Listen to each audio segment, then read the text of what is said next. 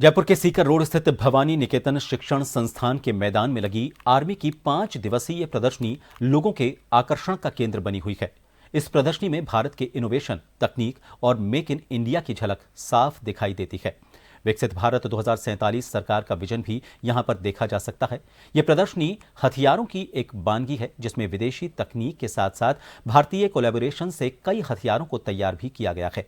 क्या कुछ खास है इस प्रदर्शनी में, देखिए जन टीवी की यह खास रिपोर्ट।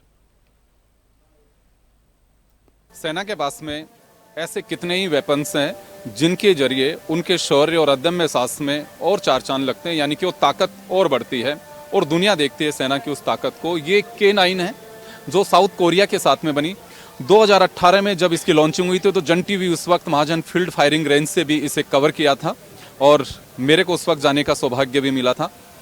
अभी भारत इसे मेक इन इंडिया के तहत बना रहा है, जिसे DRDO के सहयोग से और एक प्राइवेट कंपनी है उसके सहयोग से इसे बनाया जा रहा है। अभी भारत जो है लार्सन एंड टर्बो जो कंपनी है उसके साथ मिलकर हमारे इंडिया के अंदर ही मेक इन इंडिया के तौर पे K9 हमारे पास बन रही है। जो पहले के 19 गन जो हमारे पास आए थे वो साउथ कोरिया के द्वारा आए थे, बट अभी जो 100 गन का लेटेस्ट में हाल ही में कॉन्ट्रैक्ट हुआ है वो इंडिया में लार्सन एंड टर्बो कंपनी ने किया है, जो कि इंडिया में बन रहा है। ये रेकी व्हीकल्स हैं, इनके साथ साथ इसमें छोटी गन्स भी होती हैं। अगर कहीं पे भी किसी तरह की कोई परिस्थिति होती है तो उससे निपटने के लिए DRDO ने इसे तैयार किया है। इसको हमने नाम दिया है व्हील्ड आर्मर्ड प्लेटफॉर्म 8x8, जो कि एक पूरी तरीके से इंडिया में डिज़ाइन और डेवलप किया गया है और ये है मल्टी रोल व्हीकल कैपेबिलिटी है। मतलब इसको वैरायटी ऑफ रोल के लिए व्हीकल प्लेटफॉर्म को यूज़ कर सकते हैं, जैसे कि इन्फेंट्री कॉम्बैट व्हीकल लड़ाई के लिए जो यूज़ होता है। यस, ये व्हील्ड वाला वर्जन है और ये है जो ट्रैक वर्जन है। सो इसमें जो सारे इंस्ट्रूमेंट्स अभी आप देख पा रहे हैं CBRN रेकी व्हीकल्स के, तो CBRN का क्या रोल है वगैरह हमारे साहब आपको अच्छे से बताएंगे।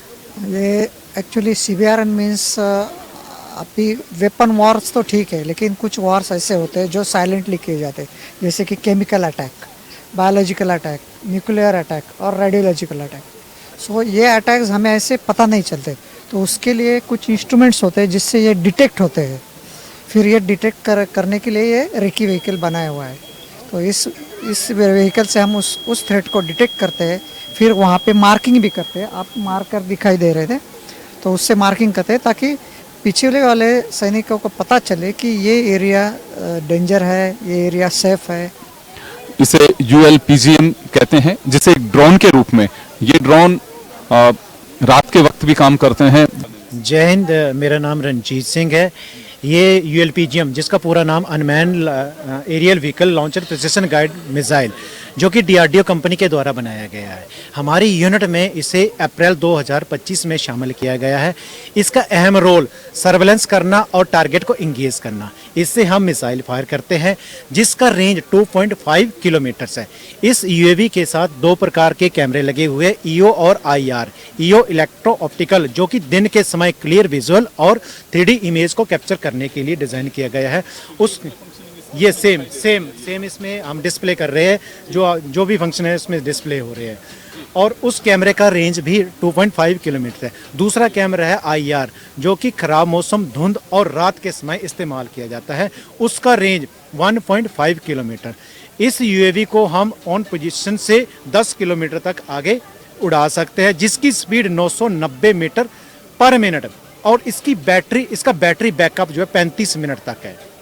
विकसित भारत का एक वो प्लेटफॉर्म भी आप इसमें देख पा रहे हैं जो मेक इन इंडिया के तहत यहाँ पे इस एग्जीबिशन में वो ताकत, हमारे इनोवेशंस और हम कैसे काम कर रहे हैं, आगे कैसे बढ़ रहे हैं, ताकि हमारी डिपेंडेंसी जो है। मैम, आपने पूरी एग्जीबिशन विजिट की, कैसा लगा? बहुत अच्छा, मार्वलस।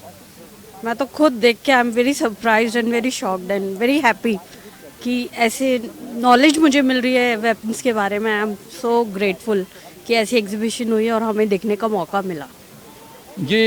ये व्हीकल्स हैं जो टोटली बिना किसी उसके ये देख भी सकते हैं, मानव रहित ग्राउंड व्हीकल इन्हें कहा जाता है। अभी की जो वॉर्स हैं that is all machine to machine war, तो ये सभी अनमेंड ग्राउंड व्हीकल्स हैं जिसमें कोई ह्यूमन का यूज़ नहीं होता है। ये ह्यूमन इनको काफ़ी दूर से through ground control station weaponise system को भी ऑपरेट कर सकता है, साथ में वो लॉजिस्टिक हैंडलिंग भी कर सकता है, जैसे आप देख सकते हैं, और साथ में कुछ भी इंपॉर्टेंट उनके गोला बारूद टाइप के इक्विपमेंट है वो भी वो पहुंचा सकते हैं। यहाँ पे फायर फाइटिंग इक्विपमेंट भी हैं, कभी ऑर्डिनेंस वगैरह मैसिव फायर हो जाता है during the war, fire generally होता ही रहता है, ऐसे केसेस के अंदर फायर फाइटिंग इक्विपमेंट के अंदर भी यही रोबोट्स ही यूज़ आते हैं। मीन्स ये कंप्लीट जो पूरा असेंबली दिख रहा है ये पूरा का पूरा अनमेंड सिस्टम है, जिसमें ह्यूमन एफर्ट्स लेस वॉर का सिनेरियो क्रिएट होता है। कहा जा सकता है कि ये केवल एक कौतूहल नहीं है, सेना को जानने के लिए वाकई सेना के इतिहास के साथ साथ सेना को कैसे जाना जा सकता है। चलिए, हमारे साथ में सतीश पूनिया जी भी हैं, हम उनसे बात करना चाहेंगे। भारत दुनिया का सबसे बड़ा लोकतंत्र है और इस लोकतंत्र को यदि किसी ने ताकत दी है तो भारत की सेना है। भारत की सेना भारत का अपने आप का एक इस तरीके का आइकॉनिक इंस्टीट्यूशन है जिसने शौर्य और पराक्रम से दुनिया में भारत की साख बढ़ाई है। सेना के बारे में लोग जाने, हालांकि भारत का सौभाग्य है कि भारत की जनता और सेना के बीच में एक साम्यता है। अनेक अवसरों पर अपने भावनात्मक रूप से भारत की जनता सेना के साथ खड़ी रही, भारत की सेना भी अनेक अवसरों पर जनता के साथ खड़ी रही। तो मुझे लगता है कि आज नई पीढ़ी को, क्योंकि सेना अब पुरातन परंपरा से अब तकनीकी पर आ गई है और इसलिए उस तकनीकी के बारे में, सेना की ताकत के बारे में, सेना के कार्यप्रणाली के बारे में आम लोगों को भी जानकारी हो, तो नई पीढ़ी को मुझे लगता है कि ये सब देखने से एक नई प्रेरणा मिलेगी।